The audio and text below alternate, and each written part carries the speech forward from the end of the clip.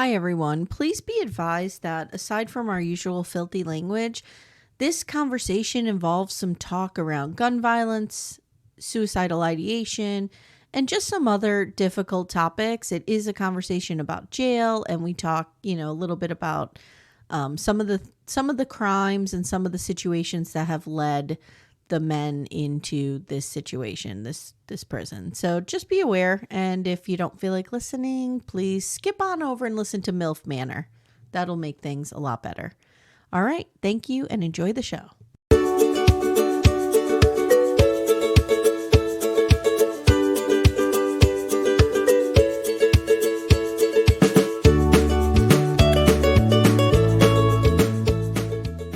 Hi, everyone. Welcome to Little Miss Recap, the podcast where we can't stop watching shows about jail. I am so into shows about jail, and I don't know why. It's a morbid curiosity of mine because it's almost like something I'm terrified of, right? But I'm so interested in. Yeah, and it's just like a little fish bowl, I guess, where you could sort of see how humans interact. Yeah, that's what it is. It's like human watching. Guys, I'm Amye Archer. I'm here with Shabnam, and we're going to talk today about what's the official name? Is it Unlocked, a Jail Experiment? I think so. Right? Yeah, that sounds right. Yeah. So this series is on Netflix, and it's getting a lot of buzz around it. Some controversy, which I'm sure we'll address, but also a lot of buzz. And the broad strokes of it are the sheriff in, oh my God, Arkansas. Pulaski County, I think it's pronounced. Pulaski? Yeah, Pulaski. Yeah. Okay. Like the bridge, right? Like Pulaski Bridge. Oh, okay. In New York, I think. Maybe, I don't know. How I know Pulaski Bridge in New York is my gram, who has never left North Scranton, essentially, in her entire 80 years of her life. Okay. Moved to New Jersey for 1 week. 1 week? In the 60s, because her sister lured my grandfather out there, like, oh, come out and get a job with us, blah, blah, blah. So they go and they live in New Jersey somewhere. And my gram says, they called her sister Auntie. Oh, Auntie took me over the Pulaski Skyway. And I remember thinking it was falling apart and it was a piece of shit. And she was talking about how great it was. And that was Graham's only encounter with New York City, was going over the Pulaski Skyway. And she came back to her apartment, broke her foot, never went to the doctor, and then told my grandfather, well, we have to go home. I broke my foot. No. So she never left again. So that's how I know Pulaski Skyway. So this is, anyway, Pulaski County. Sheriff Eric Higgins is going to do an experiment where he's going to take a part of the jail and unlock the doors and sort of positive reinforcement, right? See if he can reward these inmates with certain privileges. So Shabnam, you have an overview of jail versus prison versus detention. Right.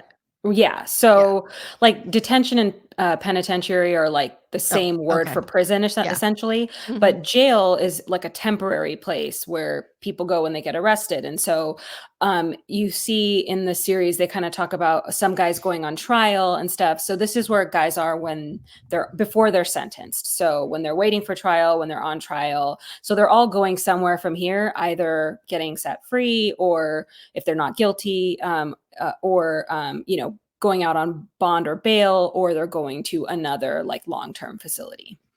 So I was listening to another podcast and they were saying this is where they go before they go on trial, so no one is convicted. But I don't think that's true. I think some of them are convicted and waiting to be transferred to prison, right? I think some of them may be convicted, yeah, but some of them have been convicted before and they served other time in prison, and they were rearrested or not rearrested, but arrested for something else. Okay, so this is a jail. So these people are, and really we see the makeup of the inmate population in this particular unit it varies. I mean, you have capital murder charges on some of these people. Yeah, a lot of capital murder, seems like. I think at one point somebody said half the inmates there are in for capital murder. So is capital murder where the death penalty is on the table? Is that what that means? Yeah. Okay. But it's not a different kind of murder. Like, you're not murdering people at the Capitol. No, no. No, and actually, funnily enough, we were talking about would people get shot for marijuana in our last Yeah, podcast, yeah, and yeah. one of the guys who's in for capital murder actually, killed someone during a bad marijuana drug deal, so. Yeah, and somebody else, one of the backdoor friends was telling me there's a whole documentary about, Humboldt County Ah, where a okay. lot of that stuff goes down. Interesting. Yeah, yeah, yeah, Yeah. that's, close by to me, kind of, so, Right, yeah. right. Okay, so we'll walk through this. Feel free to I just have very high level notes, so just Mhm. interject whenever and we'll go from there. Sounds good. Well, one thing I wanted to maybe add a little more before we get started Yeah, is please do. how they chose these guys. So Ooh, okay.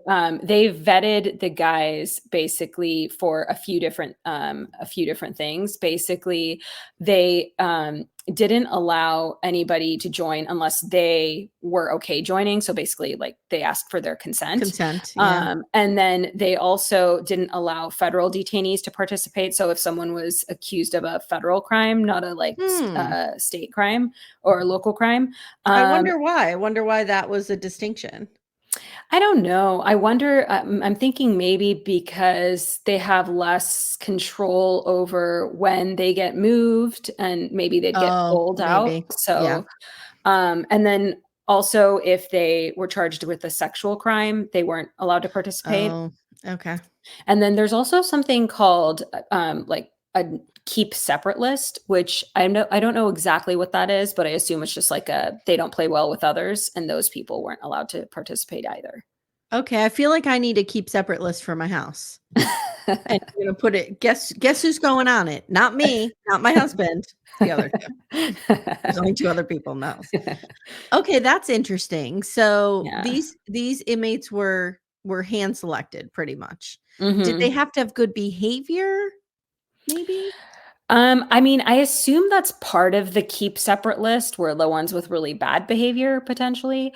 Yeah, But this was like really the criteria that I found, which was through a set of like questions that the local government asked the sheriff about the experiment. okay, So, alright. And I listened to an interview with the filmmakers mhm. on what is that podcast from Netflix? You Can't Make This Up or something like that? And the filmmakers were saying that they're a documentary team that already does a lot of work in jails and prisons. So Okay. they're very used to dealing with this type of population, which is answers the question of how they earn the inmates' trust so easily, right? Yeah, But they yeah. really are already embedded in this type of world. But they said that they went around and they found Eric Higgins. Like they found him doing this experiment. They Oh, were interesting. looking for something. They wanted to look for people who were experimenting with different ways in which people were incarcerated. And Mm. so Sheriff Higgins was also on the podcast.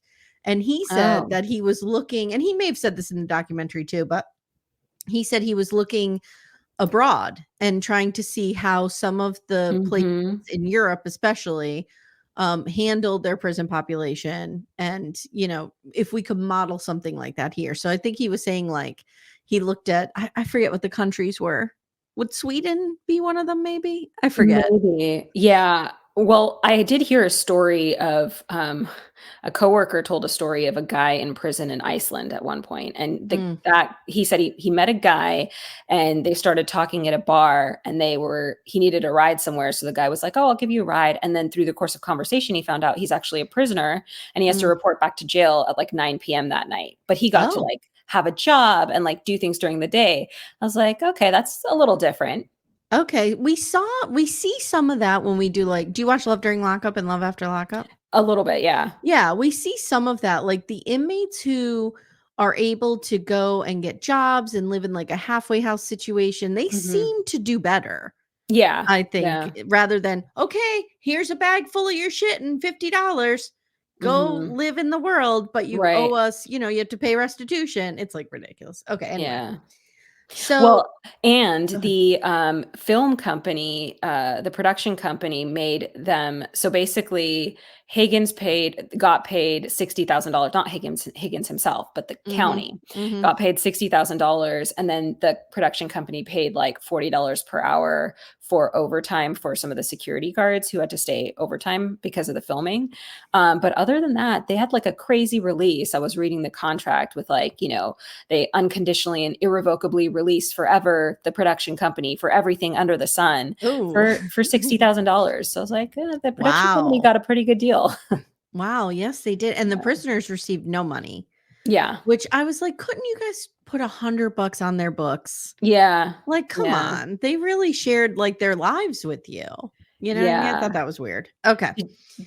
Did you hear about the Simba story about the kid who played Simba? So the kid who had the voice of Simba in the original Lion King, he was offered $2 million for that. And his mom was smart enough to be like, no, we want royalties. So they negotiated and he got $100,000 up front. And then he got a piece of the royalties. And now he has like enough money for his grandchildren. Really?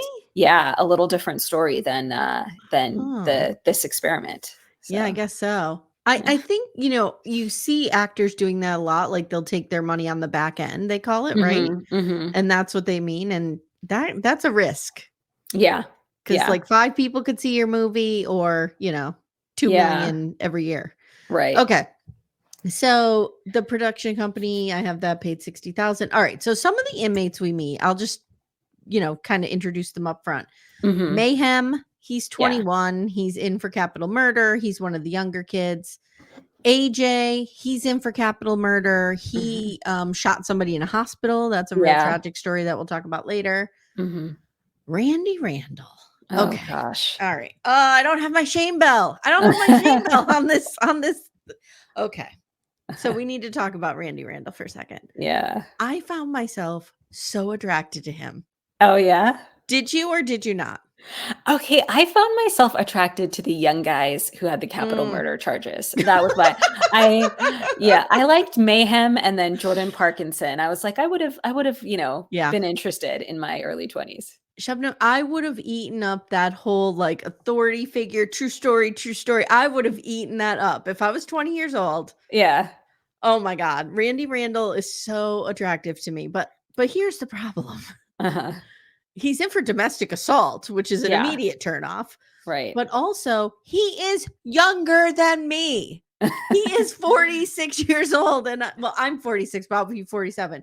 He's my age. Yeah. And I thought he was like 65. The way they're talking about him, like, exactly. Old, wise, true story. Yeah. Oh my God. I know. That put things in perspective for me too. I was like, okay, old to you guys is not very old. No.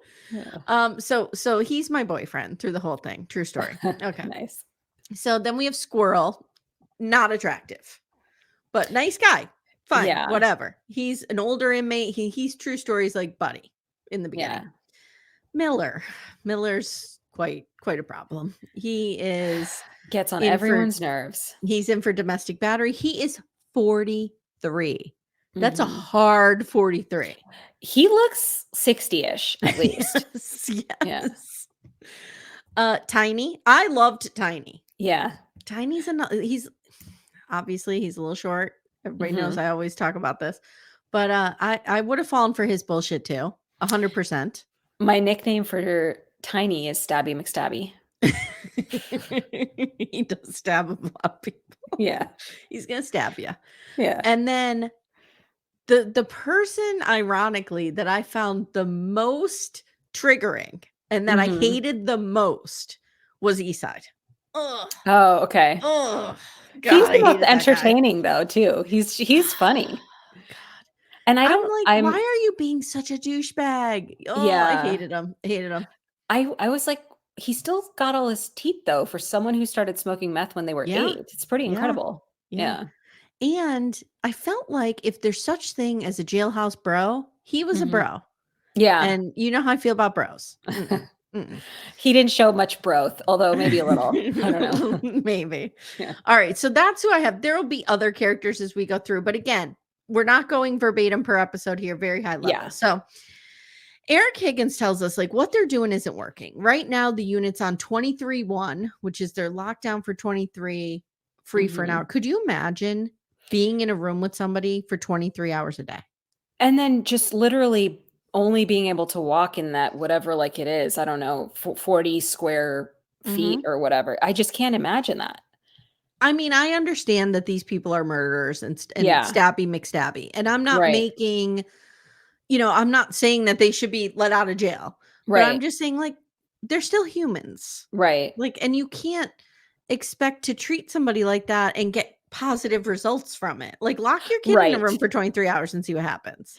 Yeah, exactly, and if they're coming out, we want them to be rehabilitated. We don't want them Yes. to come back, like, more messed up No, and and yeah. we want the men and women who are patrolling the prisons and working inside to be safe. Right, So we right. want to lessen the violence inside the jails. Mhm.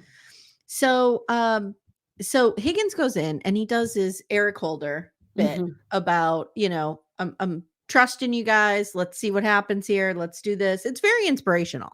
Yeah. And everybody's real excited. And Randy immediately, he is such a pick me boy. He is so me, Yeah. so me. I'd be in the front of every class. Oh, pick me. Like, ugh. Yeah. He is like, I'm gonna step up and take charge of this situation. And Yeah. everybody's gonna be fine with it because I'm Yeah. 46 years old and I'm an elder.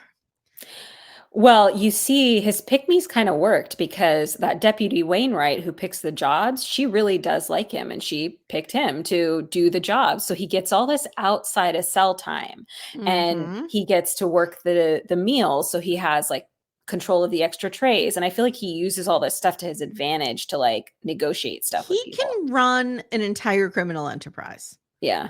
I mean, he is smooth because Uh-huh. he's appearing as the good guy, but he's like Mhm. having people beat up and shit. Yeah.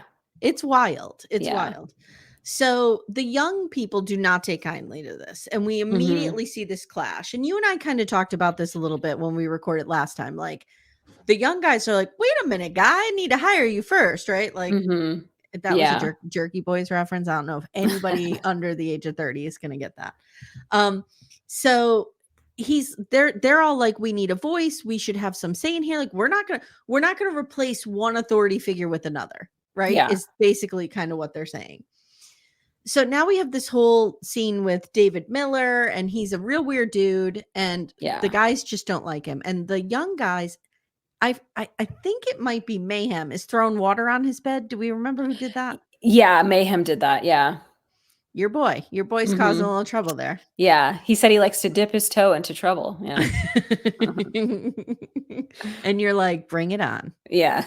So Miller, fearing for his safety, makes a shank. Yeah. And the guards see this and they take him right out of there. Now, one of the problems that I had with this, and I was talking to Amanda briefly about it the other day on one of our recordings, is Mhm.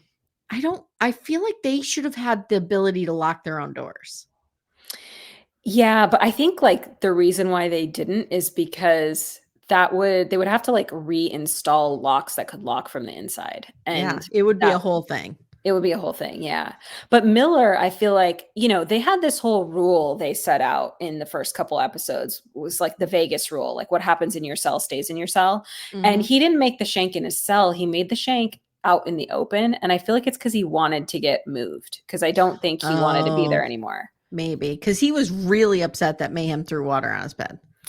I almost feel like maybe he's like neurodivergent a little bit, and he Mm. didn't quite like the way that he relates to people is not the common way people relate to each other, and they Mhm. just, it's not a gentle place to be in jail, so they Right. weren't okay with what he was doing at all.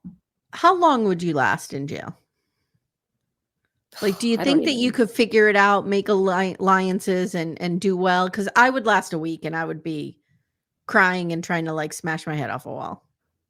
really, like, I don't know, I feel like you seem pretty emotionally intelligent, and I feel like But I'm that's also a big baby.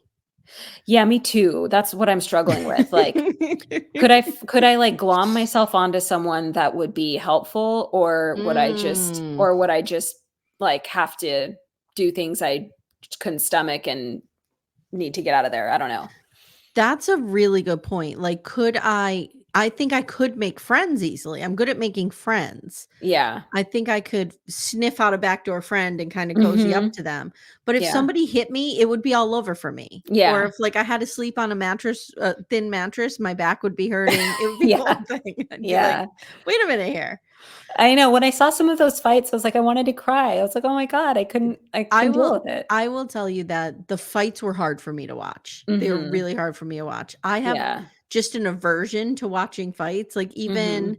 boxing, I can't watch boxing. Like, Mhm. it's really too intense for me. I will watch, are you ready for this? I love the Rocky movies, but I Okay. fast forward through the boxing Oh my scene. gosh, that's so funny. I feel like sport doesn't bother me as much because I know there's a Mm, referee, I know they mm-mm. trained for this, there's rounds, it's expected, they're, like, mentally prepared, but I feel like when they just, like, pull each other into a cell and go at it, it just feels like It's so brutal. yeah. It's brutal. In high school, I saw so many of those fights, and Mhm. I think it just really, like, scarred me. I don't Oh, know. yeah. So, Miller gets taken out. Now, throughout the series, Higgins introduces certain privileges, and this is a really interesting thing.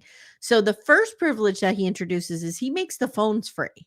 Yeah. And this is wild because Higgins tells us, he's like, the and he points out such a good flaw in our system. He says, "We know through studies and research that connection with family and people in your life is so important to the rehabilitation of these prisoners, yet we charge them to make those Yeah. connections. And a lot of Yeah. these people are from poor families and they can't afford the Yeah. money to make those connections. They can't even afford the money to call their lawyers." Right, right. It's really bonkers. So, like, Yeah. making the phones free, it was like an elation went through the Yeah. unit. They were just so excited, but it also Higgins is like, "It's gonna cause some trouble." Mhm. And he's right. So, Yeah. the challenge that this presents is the free phones cause a huge issue, and after a whole day of fighting, Randy has to step up, my man, true story, Mhm. and he makes a phone list and an order starts to happen. Yeah. They figure out how to take turns, you know, Mhm. and then they also have, like, time limits of 15 minutes. Just, like, simple, elementary school grade stuff, but, like, Yeah. everyone has to buy into it, and we don't have chaos, and then all of a sudden there's people are okay. Yeah. It's so interesting too. I know this is jumping ahead a tiny bit, but it's so interesting what we learn about the inmates through these phone calls. Mhm. So the first one that we really see is Don Don. Yeah. So he is begging his sister to bail him out on $1,000 cash bond. And I know you Yeah. have info on bond versus bail. So maybe we Yeah. should talk about that here. Sure, Because yeah. he needs $1,000 and the sister's like, "No, last time I did this, like, you got out and you started using, and I have to put Yeah. tires on my car, and Yeah. I can't do it." And he's devastated and really pissed Yeah. off. Yeah.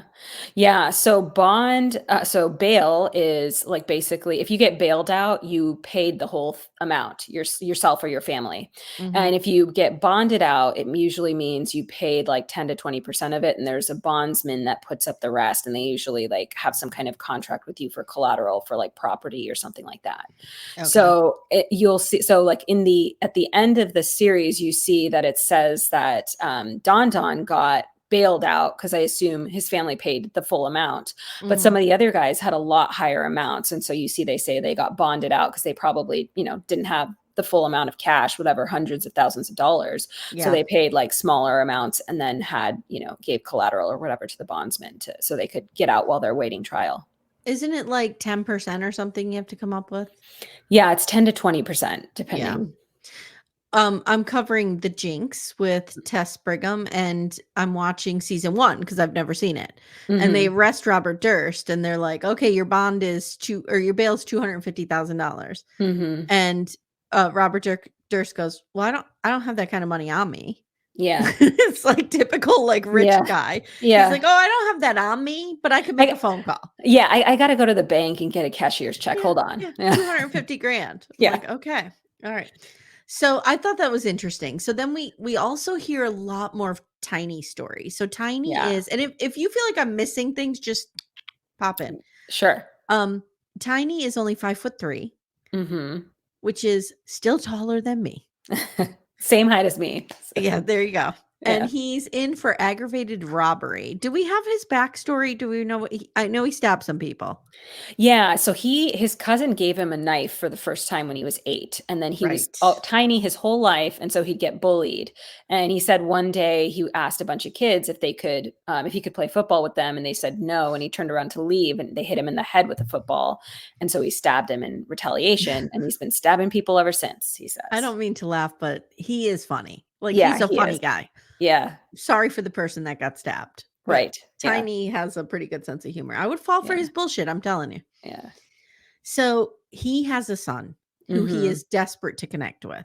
Yeah. And we get the sense that he's not really gotten to call this son a lot. Maybe he didn't Yeah. have the money on his books, you know what I mean? Mhm. So, guys, in order for the prisoners to make the calls, their outside family and stuff have to put money on their books or they can earn it, I think, through working in the jail. But I don't know if like I know you can get jobs in prison that pay, but I don't know if the jail pays people. Not sure. Yeah, and I think when they do, it's like, Oh, it's extremely below pathetic. minimum wage. So, like, I Mhm. don't think they have much money at all that they're able to actually make with their jobs in prison. Yeah. So we don't know the situation, but we Mhm. get the sense that these two have not spoken. And we hear the evolution of the phone calls and he's calling the son and it's Yeah. it's very heartwarming. Yeah, and his son, at one point he asks his son, like, when he finally gets in touch with him, like, what he's been up to, and the son says he went hunting, and he's like, "Oh, bow hunting?" And the son's like, "No, with a rifle." And then Stabby McStabby says, "Oh, I don't like guns, they freak me out." I'm like, "Okay, all right. I know, you like a knife, You right?" like a knife. You Yeah, like a knife. I like a yeah, box cutter, you know? yeah. So, now we get Eastside starting his shit. Now tell Mhm. us Eastside's story. Do you remember that one with the snake and everything else that happened? Yeah, so East Side, he started apparently doing drugs, doing meth when he was 8 also. I don't know, 8 is like Okay, some magic number for these let's guys. pause for a Yeah, second here. yeah. How does an 8-year-old even know how to do math? I'm assuming an adult shows them? I'm assuming that too, but, like, I don't know, I was having, like, a deep conversation with my husband about that last night. Like, he's like, "But how could he even, like, ingest it right?" And I'm like, "I don't know." Like, Yeah, I don't know. he must have been around it his whole life, you know? Yeah, it's It's sad. yeah, and Mhm. then, maybe his parents or whoever was taking care of him, he'd probably seen them do it a lot, right? Yeah, Um I think this is I might be pulling this out of my ass, but I could have sworn like Robert Downey Jr. talks about this a lot with his father, that his Oh. father showed him like how to do drugs and stuff when he was a Oh, kid. wow. Oh So my I do gosh. think that happens when the parents are addicts. It's Mhm. really sad. Anyway, go Yeah. ahead. So that's sad, but his story kind of has some humorous elements to it. Yeah, so he's a great storyteller too, I think. He basically says that he one day he gets really amped up, he does a lot of drugs, he takes mushrooms, and he decides to go rob a pet store. And, he breaks the door with a hammer, goes inside, he decides to, like the Hulk, punch through the cages of all of these Mhm. reptiles and Mhm. puts a bunch of snakes into a pillowcase he has. He wraps one giant one around himself, Oh and he grabs an god. iguana, and then he runs out and the cops are coming, and he like turns around and like gets, startled by the cops, and the iguana gets startled, and the iguana bites his dick, and then he tries to run away from the cops, and he's climbing a fence, and the big snake starts tightening around him, and he falls off, and then he like Ugh. can barely breathe, and the cops catch him. I need surveillance footage of this from Yeah. inside the PetSmart or whatever it is. Yeah. I need Yeah, to for see sure. this whole thing go down. You know somebody has it. You know it's I somewhere out there. you can't make like I'm just if he made that up, he's an amazing author. So Eastside is starting his shit now, and he's doing stuff like making drugs, making hooch. He's broing out. He's like, I need some beer and some hooch with my buds. Yeah. Let's talk about hooch for a second. Mhm. Yeah. Yeah. I don't It's I mean, some people, Amanda's one of them, my sister's another, would argue that the shitty, cheap, sweet wine that I drink is just as horrible as what these guys are drinking out of these bags. But this did not look clean to me, No. and it No. didn't look good. No. Yeah, I think they said it's like like fruit, the crust of bread. Oh, and they ferment it. Yeah. Yeah, and actually Ty says they fermentate it. I was like, all right. Oh, Ty is Eastside's buddy, right? Yeah. Yes, He yes, I says, forgot about him. he says, you put the crust in and it unfermentates it. I was like, okay, sure. At first, Ty and Eastside are like a comedic duo. Mm-hmm. And I like them a lot. But then Eastside started to bro out. And I was like, Yeah. He lost me. Well, when you look at the two of them together, just on the show, you kind of feel like Eastside must be more of the criminal, and you're like, he must be this like worse criminal. But in the end, we learn that Ty has like a long 20-year sentence, and Eastside has this 3-year sentence. So yeah, I think we might need to see Eastside on Love After Lockup. if he's what is it called, conversating with a female, I would like to see that. On Me the too. outside, or Me male, too. whatever. I would like to see it though. I would love to see his story continue. Yeah, me too. So he's making hooch there. We see them like, now we're entering the juvenile delinquent stage, if you will. All the juveniles are acting up. Yeah. They're smoking. They at one point it's like a college dorm in Eastside's room. I mean, smoke is just billowing out, and they set off the smoke alarms. Well, yeah, but that happens because Randy takes a step back because he gets There's a power vacuum. Yeah. And so the guy that tells Randy, like, you need to step back, you're getting in everyone's business, he says, you know what they call you? They call you Pod Daddy, right? And so I was looking, Pod Daddy. I mean, yeah. Well, I was looking up some TikToks, and they were saying that, they didn't really touch on any kind of like sexual relationships that were going on in the show, but that, maybe Pod Daddy was a pun for that. So, yeah, who knows? Randy takes real offense to people saying, because I think it's who is it that comes to him? It's not his buddy Squirrel. I forget, but somebody comes to him and they're like, dude, everybody's saying you need to step back and stay out of people's business. Yeah, I he don't takes know if real offense to that. Yeah, I'm not sure if that was like his cellmate or who that guy was. But yeah, that's the same guy that calls him. Tells him they call you Pod Daddy. Yeah. So Randy's real offended by that. He goes around personally, Amy Archer style, he personally goes around and interviews everybody and asks if they've said this. Yeah. And everybody's kind of like, no, I didn't say that. Like, they're not going to admit it. Yeah. Yeah. It's wild. Yeah. Which was like interesting, because I'm like, the fact that it bothered him so much, it made me feel like maybe there is something more to that. Maybe. I don't know. Maybe. Yeah. So he's real, like, you know what it is? I could just sit and listen to Randy talk. He's a smooth talker. He would talk me right into a cult or something. Well, a lot of these guys are really smooth talkers. Like Lovelace too. He's a real smooth talker. Yes, that's true. And I think Eastside could be, I think. But he's funny. His bro just overcomes everything. Yeah. So they're getting in trouble now. And the deputies have to come in. They lock them down. They do this big raid, and they go in there in like fucking riot gear. Yeah. Like they are. Could you imagine? I mean, it's just it's a reminder of how militarized everything here is in this country. Like they go in, they have AR-15s, they have, body armor, head to toe. And I understand it's for their protection. Yeah. But it's just such a stark contrast to what we were seeing, which is like a bunch of guys hanging out in the jail cells, like it's really shocking. Hey everyone, stay tuned. Little Miss Recap will be right back after these words. And then I think that's when they strip search them too, right? They strip search them. Yeah. And is it Mayhem saying, do you like looking at my dick? Yeah. He said, I went Free Willy style. Yeah. So now these guys are like freaking out because they've had, and this was pretty telling.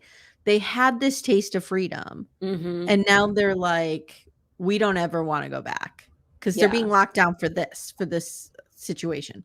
Yeah. So the challenge now is Higgins comes in and he kind of says to them, you must take a vote to snitch on who you feel is not a team player. And it will be anonymous. And so we see the men like really struggling with this. And in the end, Eastside takes responsibility for the hooch. The Yeah, man steps up, that's and where I see that's where I see his growth a little bit. he had a little bit of growth, and Yeah. the vote is canceled. Vote is Yeah. canceled. And it's Yeah. interesting because, you see a lot of the guys, like, they just refuse to answer. They're not answering. Mhm. Mhm. There's such a code of Yeah. honor in Yeah. these things. Like, even all the secret beatings that are happening, they're like, "Oh, Yeah. I just fell off the bed. I fell off Yeah, the bed." exactly. Yeah. Yeah. It's Where I crazy. this is why I wouldn't do well in jail, because 'cause I'd be crying saying, "He Yeah. did it," Yeah. and then Yeah, I'd be, like, exactly. murdered. Yeah. Yeah. So, the privilege now that so I took a little more detailed notes as we're getting into, like, the end here. Yeah, but, So about East go ahead. Side, they, Yes. it was really interesting because this whole time he's, like, kinda this rebel guy that, like, doesn't give a shit Yeah. about anyone or Yeah. anything, and then you kinda see him, like, really buy into this sort of community and that he likes these privileges, and all of a sudden he does care, and he is gonna Yep. try to take accountability and not ruin it for everyone else. So I thought that was kind of interesting. Yeah, another thing that was interesting about him is he moves cells, and he Mhm. chooses to, because he Mhm. says, "Me and Ty are not good together." Mhm. Like, he says, Yeah. like, "I think I'm a bad influence on him. We're, like, getting in trouble together." And you Yeah. do see kind of their dynamic is really interesting, because in the beginning, you can tell Ty kinda looks up to him. Like, this is Uh-huh. what you were talking about before, how Right. Eastside appears to be a little more of a badass criminal, Yeah. and I think Eastside likes that. Yeah. And instead of trying to figure out a way to dial that down with Ty, he just Mhm. is gonna remove himself Yeah. and, like, change the dynamic completely. And So you I kinda thought that was interesting. yeah, you kinda see that with a lot of these guys where they don't know how to dial things down. It's like 0 or Mm-mm. 100. Yeah, And yeah. yeah. So, all right, happy with the progress and Eastside taking responsibility. Mhm. They, did I miss the part where they get the clock off the wall? I think I did, because that's when they're Yeah. trying to Eastside's whole thing throughout this is he's trying to make tattoo ink so he could Yeah. tattoo people. Yeah. And, they actually take a clock down. That was wild. Yeah. And then And I didn't even know you could, like, ignite a okay, fire with batteries. Eastside becomes MacGyver, Yeah, and he, he's like, like an engineer. suddenly yeah, he suddenly knows how to, like, create flame from a battery, like a toothpick, a roll Yeah. of scotch tape, like, Yeah. he's wow. Oh, yeah. He's really smart. Yeah, yeah, and you see that all these people are, like, smart, articulate, they just Well, yeah. Ty's kinda like, how do you know all this, dude?" And Eastside's like, "Don't you pay attention in science class?" Like, I don't think he realizes that not everybody retains what they learn, Right, and the right. fact that he did and he's able to use it, like, I think he's, like, really smart. Yeah, I think so Yeah. too. Yeah. Mhm. If only he could use that for good. Yeah, he's just got a little impulse control problems that Yeah, sure. prevent the good, I guess. Yep. Yeah. So, they're increasing now visitation to twice a week, and this Mhm. is huge. Mhm. So, not only are they getting free phone calls, but now they're getting to actually see people, and it's really heartbreaking because some of the guys don't get a visit. Well, also what I noticed was they said they get 2 visits a week, Monday through Friday. So I was thinking like, what if somebody has a A family full-time that job. yeah, and they can't come for some reason. So I thought that was kinda sad and like, I don't know, it would be nice to give them like a Saturday or something. I don't Mhm. know. There are so many things in this country that operate in that way, and it infuriates me. Voting is one of them. You know, Mhm. before this recent election where we had so many more options, you used to have to vote, like, Monday through Friday, like, 9 Yeah, to 6. right. Yeah. Like, what if you're working? Yeah. All right. So, some of the guys don't get a visit. Ty doesn't get a visit, and he cries Mhm. a little bit in his confessional, and he says things are really tough between him and his mom right Yeah. now. Sad. Yeah. So now we meet Crooks. We get a little Mhm. insight on Crooks, who I really came to like a Yeah, lot. me too. Yeah. Yeah. His sister comes to see him and she says, he was reaching out to me for rehab, but he was so institutionalized that he didn't Mhm. really know what to do. And he tells her that he's an addict and he can never do drugs again because he can't even do them even a little bit. Yeah.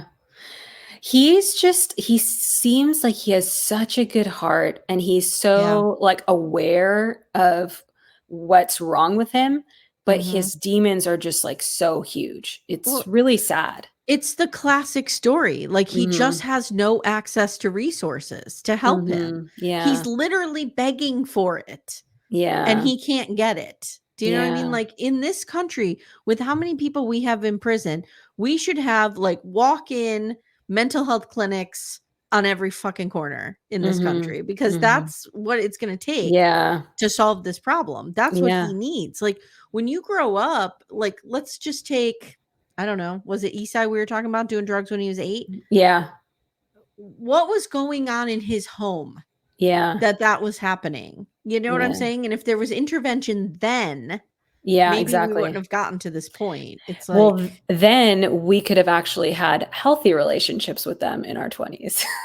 right. Well, then we wouldn't have wanted them. I wouldn't have. Exactly. Yeah, Not yeah. interested. Not Yeah. interested.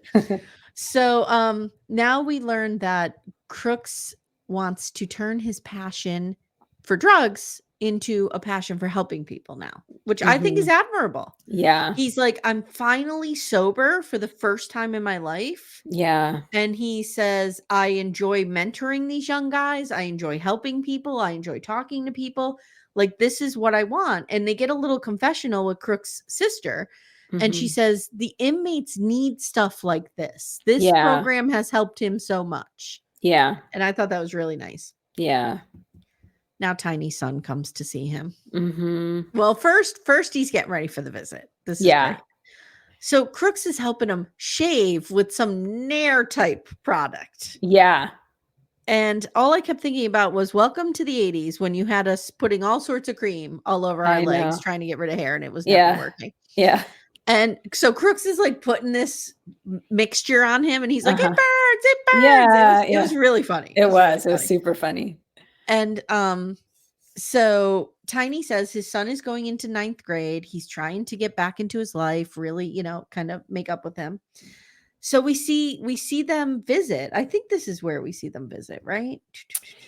Was I think Yeah. yeah, we see them visit. Yeah, and his And son go ahead.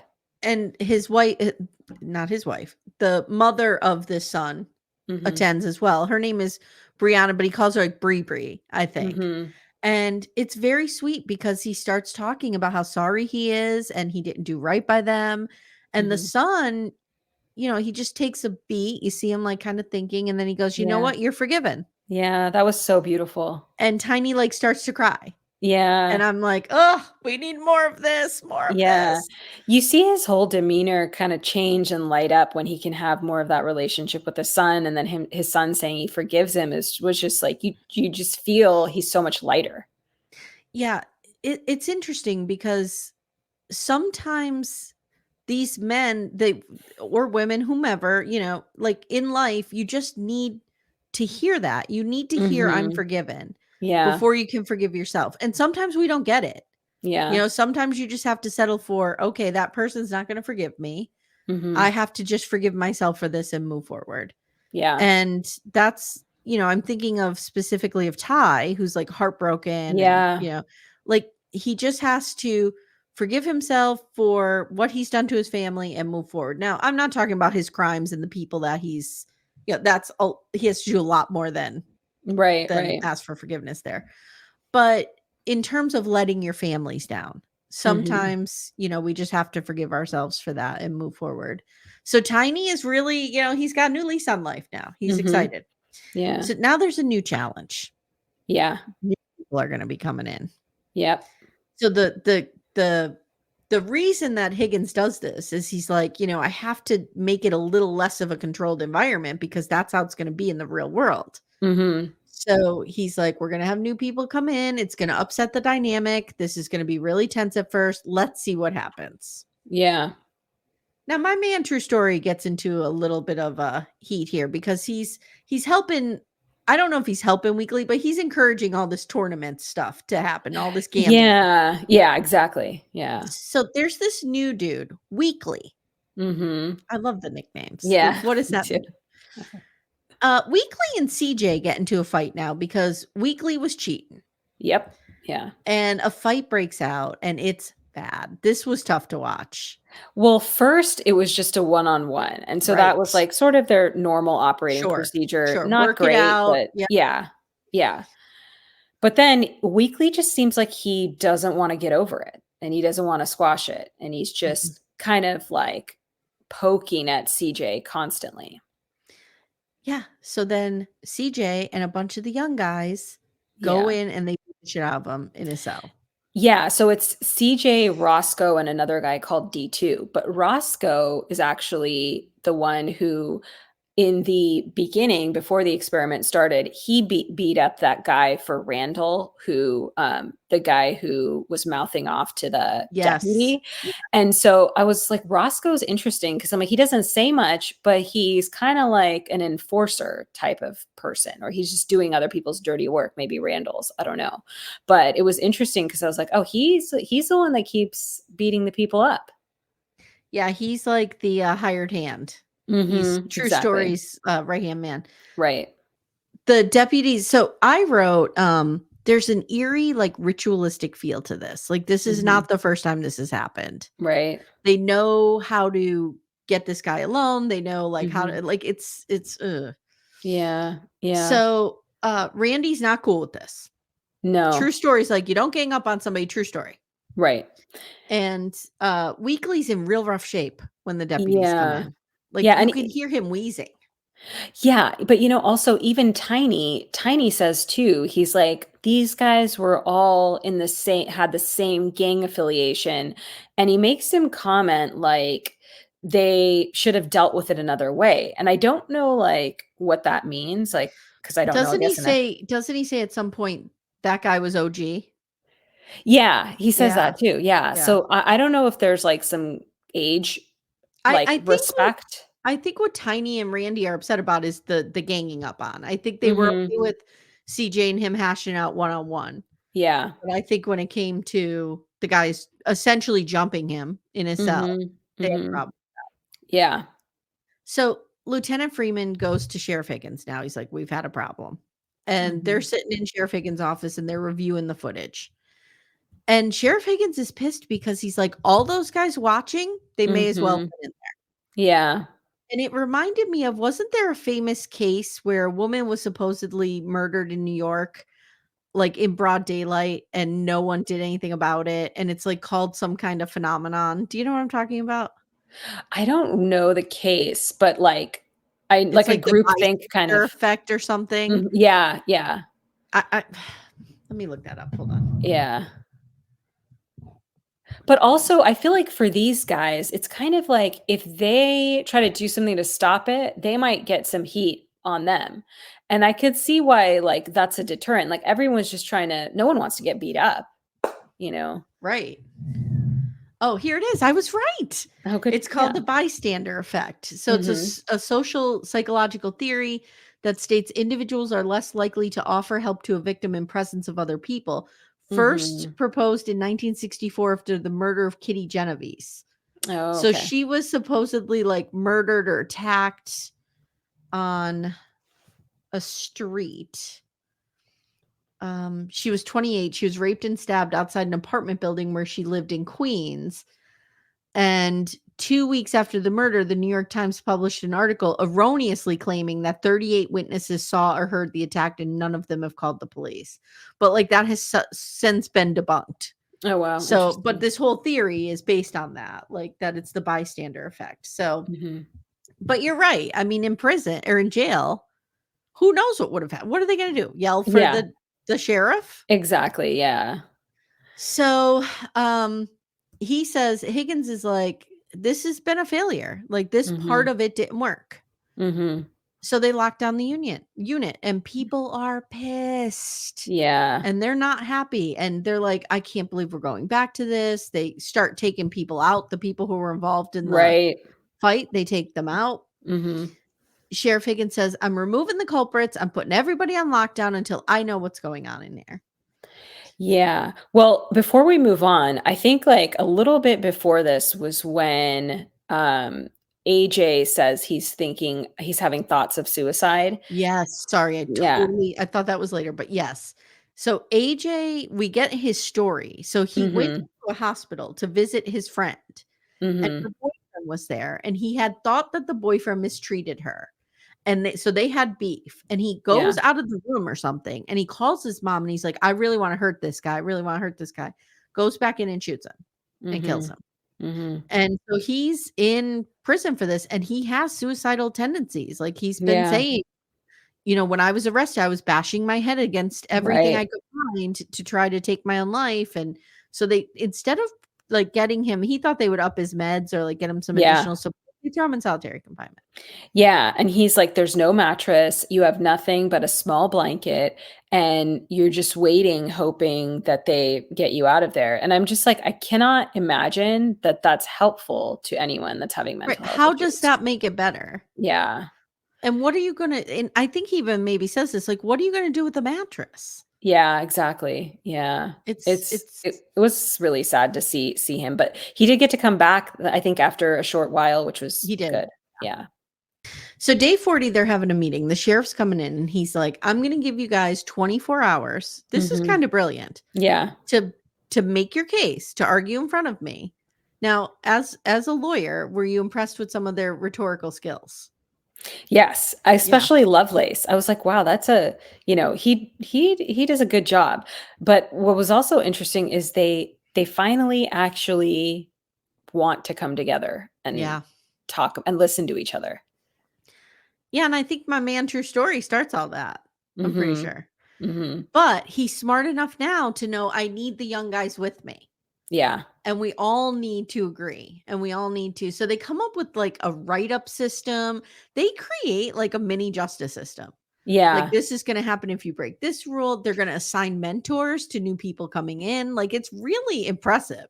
Yeah, and they're gonna have some kind of 3 strikes sort of situation, Mhm. but, like, the first couple times you get talked to and you get a mentor, like you said. Yeah, And then they also say they wanna do an orientation for new people, which I thought was really interesting. it's really cool.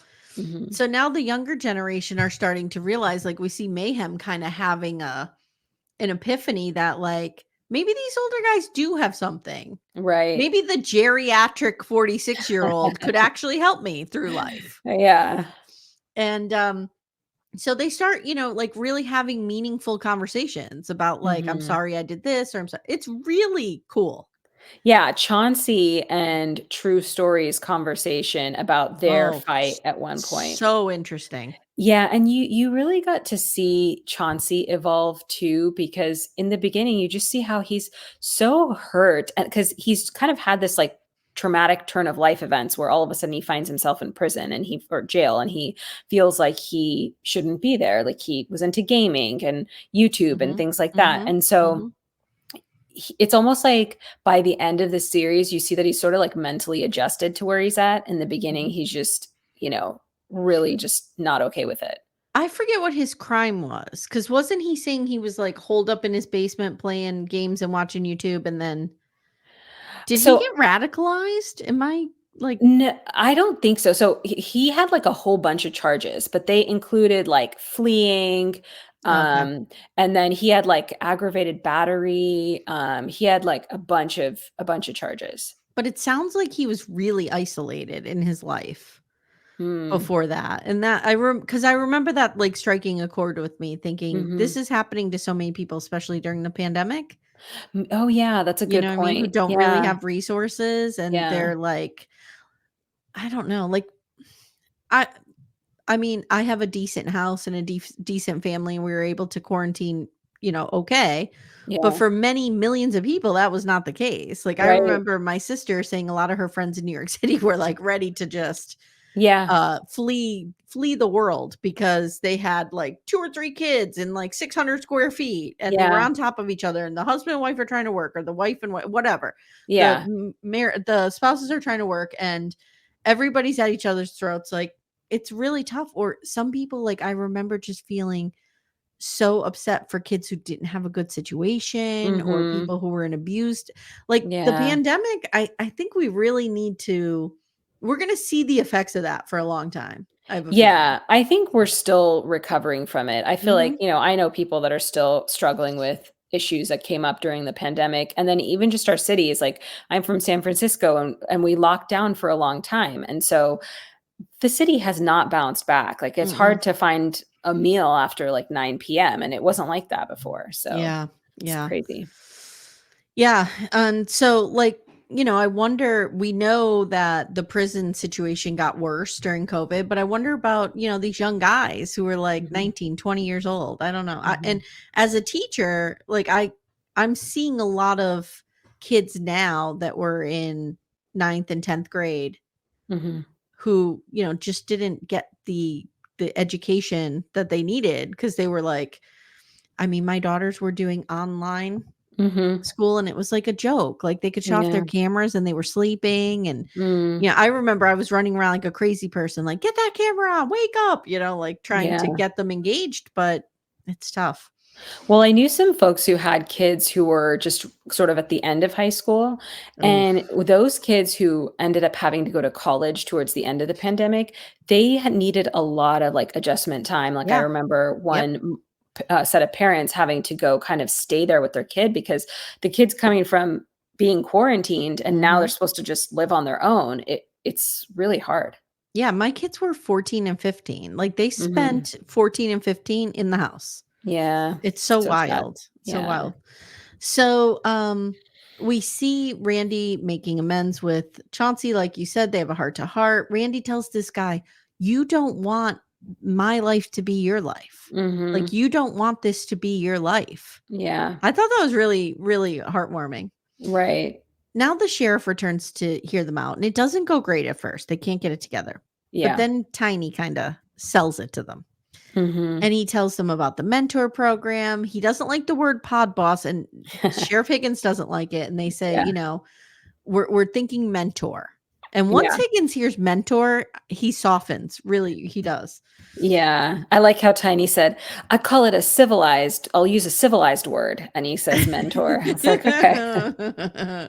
Yeah. So they say they didn't take this serious. Like Higgins and the other guy are in there, and the inmates are like, we didn't take this seriously before now. But now, I think we have a plan. And Higgins and the other guy are talking to each other and they're like, this is so great. Like, we're so Yeah. happy the way they've come together. So they leave and he leaves them hanging. He's like, I gotta think about it.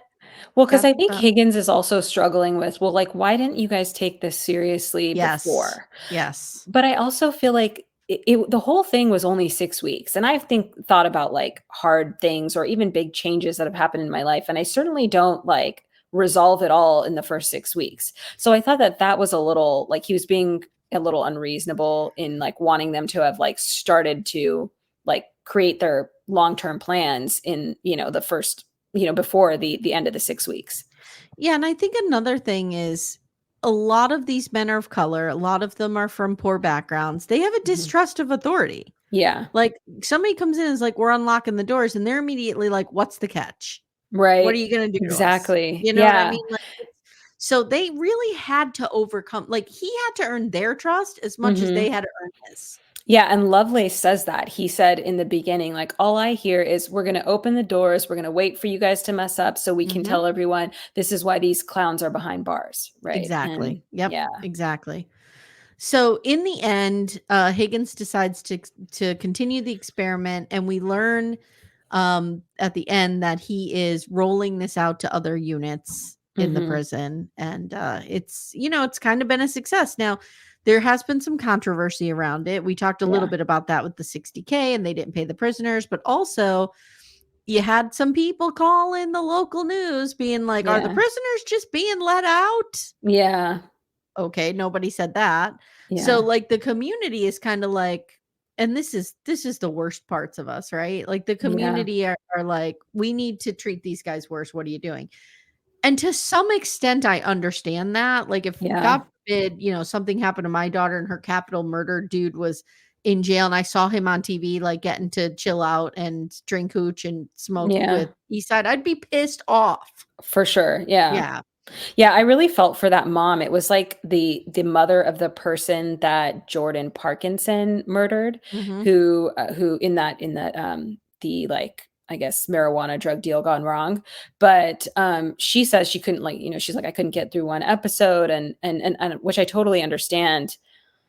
But then you sort of see his story, and that's what's tricky about this, is it like humanizes these prisoners, which What is his story? Do you have it?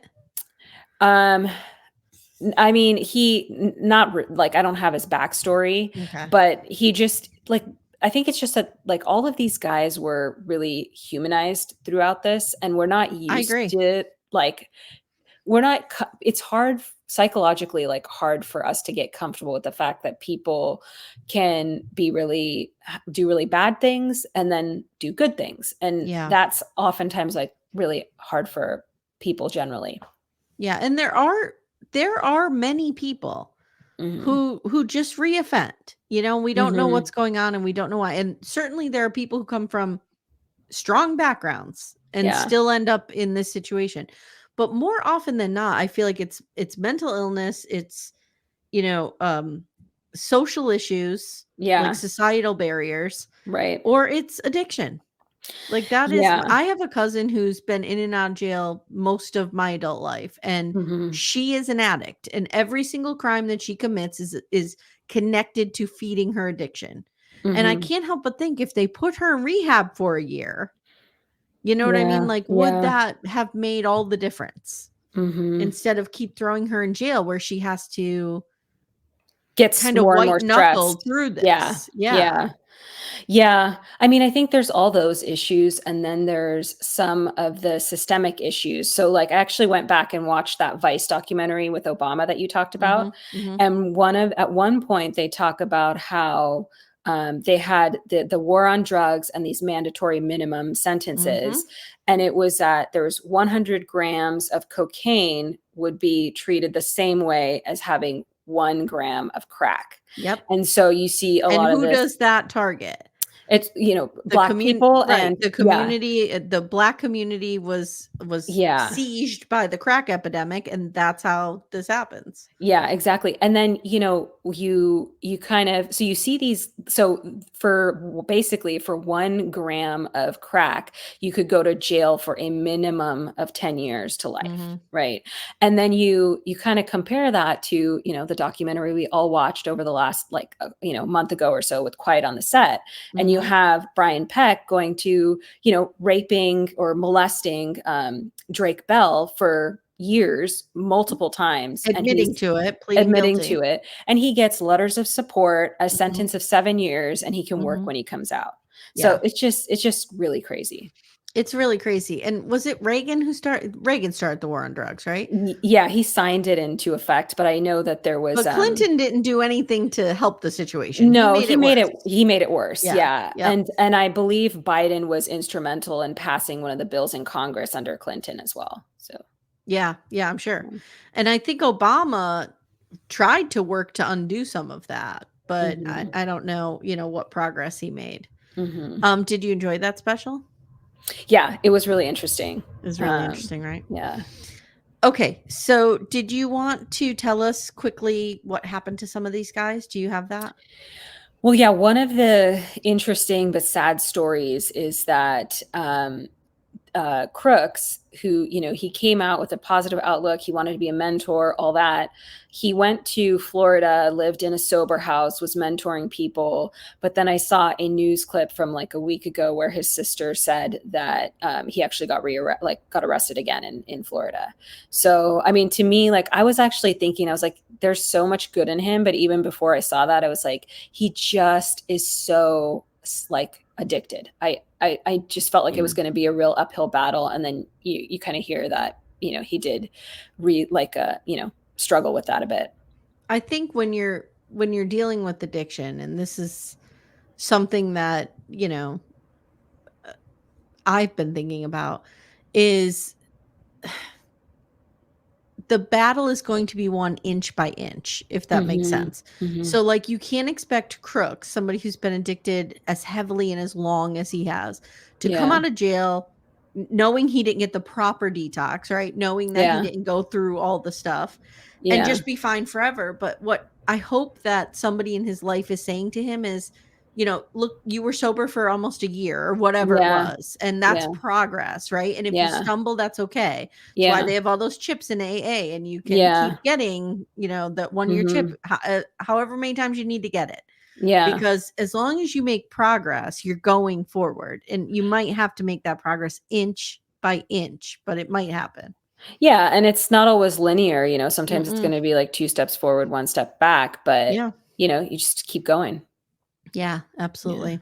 Yeah. Any of the other guys? I think I have something too. Um, Not anything that wasn't covered in the end. Okay. I didn't write down the end like an idiot, but yeah. Well, I can talk through some of that. Okay. So Randy is still in jail awaiting his trial, but he's trying not to be the pod boss anymore, they say. East Side, he was You know that you and Amanda and stuff, all you guys need to keep a lockdown on me, because I would start writing to Randy. so then you could be on Love During This Lockup, would right? happen. This would happen. Yeah. And then so Eastside got transferred to a prison to finish his 3-year sentence. And then he's still tattooing people. He got a nice little diamond tattoo on his hand that he did for himself there. Aw. Yeah. And then Ty, his cellmate, was transferred to prison for his 20-year sentence. So I think he got convicted of a murder charge. So he has a pretty long sentence. And that's, we touched on this earlier, where it's sort of surprising to see him with such a longer sentence than Eastside based on what we saw in the documentary. And then Don got bailed out by his family. So that's good news. I guess he's awaiting trial outside. AJ, who was the one who had to go into solitary for suicide watch, he was sentenced to life plus 15 years, and he's awaiting his transfer to prison. And then that sounded like a case of impulse control, right? Like Exactly, what happened in AJ's life? Yeah. That when he becomes angry, he knows it because he called his Yeah. mother and was like, "I'm very angry." Yeah. But like, And it also seems like he gets really depressed. Yeah. And that's real hard too. And then Mayhem, he's waiting for his trial in the jail as well. It kind of seemed like he got moved from the unit though, because he was talking about, you never know when you might get moved. Don't mess around in there. So I thought maybe they moved him because he did something. Okay, maybe. Yeah. And then Chauncey, who was the one who had the touching conversation with Randy at the end, he bonded out. So I guess his family put up part of the money, like we talked about, and he has to wear his ankle monitor. And he's out though, waiting for trial. Okay. Yeah, and then Parkinson, Parkinson, by the way, has like a huge TikTok following. He's the guy with the little blue beads on the end of his hair, right? Yeah. He's pretty handsome guy, and so he's got all kinds of admirers on TikTok. But he's bonded out, also awaiting for his trial and fighting his case. And another interesting thing on TikTok is TikTok has a whole like section of prison like recipes you can make with commissary. So at certain parts in the documentary, you saw them like making little kind of like interesting odds and ends. And so apparently there's like all these TikTok videos about recipes you can make with commissary stuff. Very interesting. BDFs, you know what you need to do. So I have a little update on Jordan Parkinson. Okay. So there's this article that is from, what is this? Woman in Home. I don't know what this magazine is. So it is 100% true. Okay. In the series, Jordan Parkinson was one of the inmates serving his sentence for murder, booked in April. He was 18. So Haley Shackelford, I think that's the mother of Jadon, believed that there were more people involved in her son's killing. So in December 2022, Little Rock police arrested 2 more suspects, Grant Nickel and Evan Franklin, connected to this murder case. And they were charged with first-degree murder and terroristic acts. Yeah. As the inquiry moved forward, the story of a drug deal gone wrong was revealed. Further investigations revealed that Evan Franklin, this was in Arkansas Online or whatever. Further investigations revealed that Evan Franklin actually fired the shot that killed Jadon. Jordan Parkinson, however, was at the place along with Grant Nickel.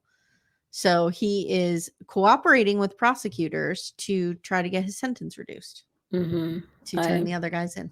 Yeah. So there we go.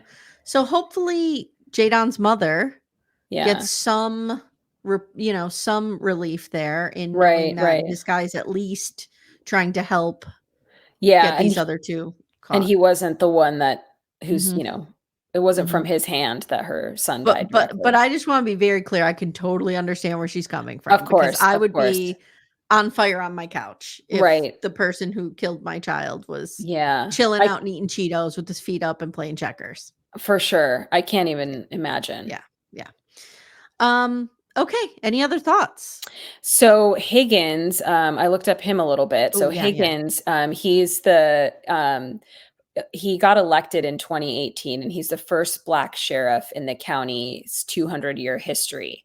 Wow. So he's backed by the Little Rock NAACP. So he's getting quite a bit of heat from the Netflix series, but he was elected for a second term in 2022. And so I think he's not going to be up for re-election again until 2026. But, that'll be interesting. From what I'm hearing from his community, I worry he won't get reelected. And that's a real shame. Yeah. Because he should. Yeah. Because we need to try things like, again, if the prisoners are treated better, like you said, and they come out and they're reformed, it's a better, like, they're going to come out anyway. Yeah, exactly.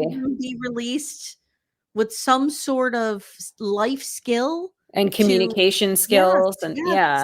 Yeah. I mean, it betters the entire population around them. It gives them a fighting chance. Yeah. So there's this restaurant in San Francisco called Delancey Street, and they pretty much exclusively hire like ex-cons and recovering addicts. And they live and work in like this Delancey Street Foundation residential treatment facility nearby. But I actually went to that restaurant and it was really good and they were wonderful. So it's kind of interesting to see that, like, that you can actually set something like that up successfully and it works. And I think, we need more of that. Because another thing that came up in the Vice documentary, they said that for most of the 20th century, the prison population was flat at like about 300,000 people. And it just skyrocketed over the second half of the 20th century. It's ridiculous. Yeah, it's ridiculous. It's like, I don't know if it was like 2 million or 3 million or some kind of number by the time that the Vice documentary happened, which is already like almost 15 years ago.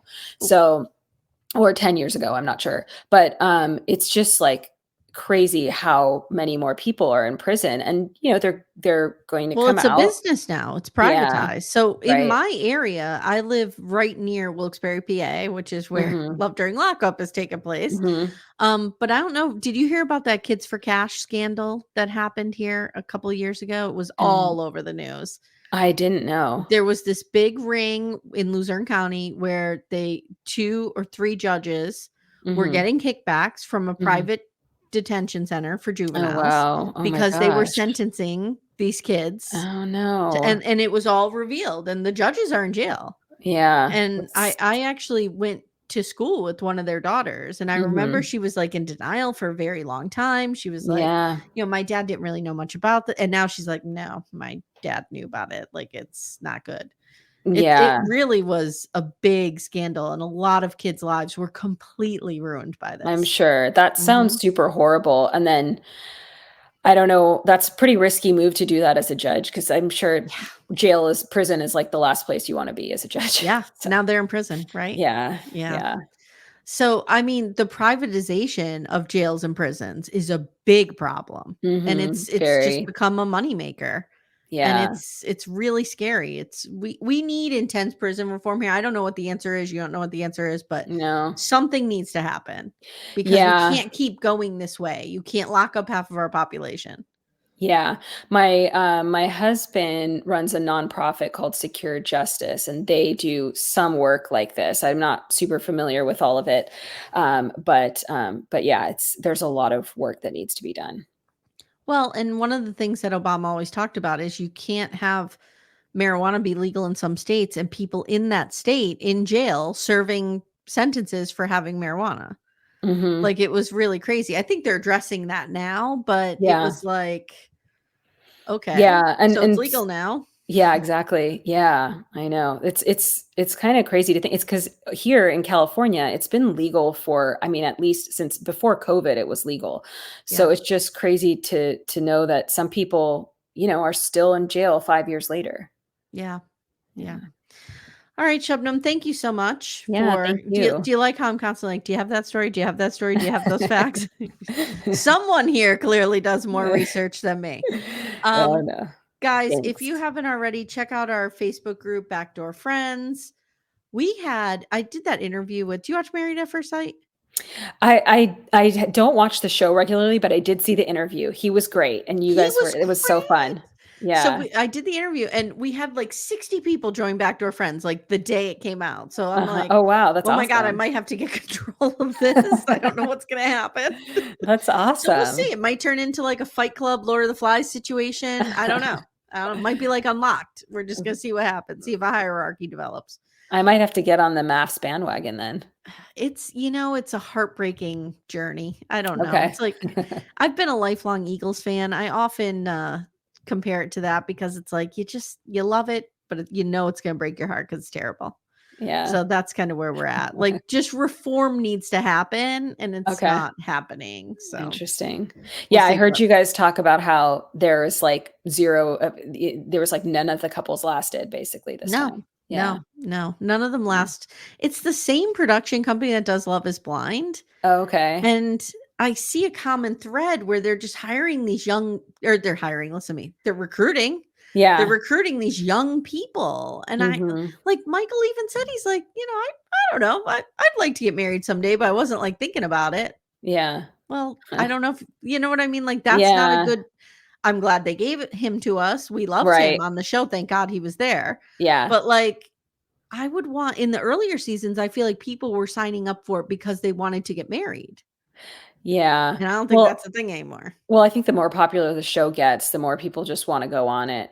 Yeah. But, I also feel like if they want people that are really interested in getting married, they probably need to choose people a little bit older. Yeah. Yeah. So, Then Daddy Lachey comes over and scolds you for signing yeah. up for the show for clout. So anyway, so that interview's there. I'm gonna be talking with Steph about Baby Reindeer. Did you watch That's gonna be that? exciting. Yes, it was so amazing, emotional, Ugh. all the emotions. Ugh. Yeah. I was just episode 7 when he talks to his parents. I don't want to give more Mhm. away than that. Yeah. I was sobbing so hard. I was trying not to Yeah. shake the bed while Timmy was Yeah. sleeping. I was like, Oh. Oh. like just that Yeah. stifled sob. Yeah. It was so raw. As a writer, I just enjoyed it on every level, like how raw it was and how Yeah. it was so good, so good. And So we're it's gonna be covering that. Yeah, and it's so interesting that the story's actually about him, the main actor. It must have been Yeah, so therapeutic to yeah, act it himself too. yeah. I Yeah. guess it started as a one-man play. Mhm. This is the nerdy writer in me. Like I love Mhm. this kind of shit to know what Yeah. kind of mode people are telling these stories through, what kind of genre. So he started as a one-man play and Okay. he used a stool to Uh-huh. symbolize Martha and he would move the stool to various locations on the stage Oh, interesting. throughout. And I need to see this. I need to see it Yeah. in a play form. I need to see it. That's so Yeah. fascinating. And Yeah. somebody, got a lot of rewards and it got a lot of buzz and somebody saw it and they were like, "Do you want to develop this for Netflix?" And he was like, "Of Wow. course I do." So, Yeah. yeah. Yeah. And All you right. see him yeah, you see him, like, kind of break into this, like, authenticity, and then that's where his success comes, which I think is a really Yeah. beautiful part of the story too. Yeah. Yeah. That's one thing that I learned as a writer is I can't write fiction. I can't write in somebody else's voice. Like it has to be me. Even Yeah. when I'm writing fiction, all my characters sound and look like me Mhm. because that's just what I know. I'm not very imaginative. This like I write what I know. So it Yeah. was really interesting. So Yeah. we're doing that. We're covering MILF Manor. I mean, Excited about get that. on that train. Okay, yeah. And that's it. Seeking Sister Wife and stuff. And on Patreon, guys, we're doing Love During Lockup. We're doing 90-Day Love in Paradise with the sperm donor, which is wild, total creep. And we're doing Sister Wives. Exciting. I'm interested to see, you guys bring Sister Wives back. I know it's been a Yeah. tough time, but it'll Yeah. be also positive to have that back. You know what? It felt good. We recorded Mhm. like our first one and it felt really good. I was like, I'm Mhm. glad to be back with these idiots. Yeah. Very, very happy to have. I have so many places to put my rage now. I have Garrick Merrifield, I have Cody, and now I have Kyle on 90 Day Love is Blind. Or Oh, yeah. Love is Blind, Love in Paradise. Yeah. So plenty of it to go around. Nice. Very cool. All right, Shabnam, thank you so much for joining me. We really appreciate it. Thank you. I had a great time. All right, guys, we'll see you soon. Bye. Bye.